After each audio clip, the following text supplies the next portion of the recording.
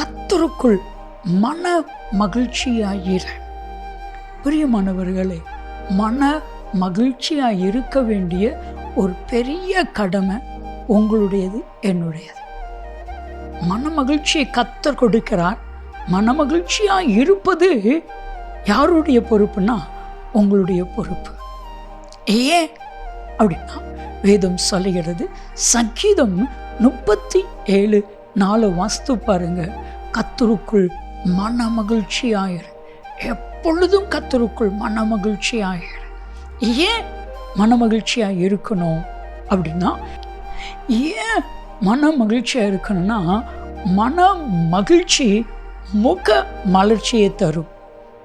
முறிந்த ஆவியோ எலும்புகளை உலர பண்ணும்.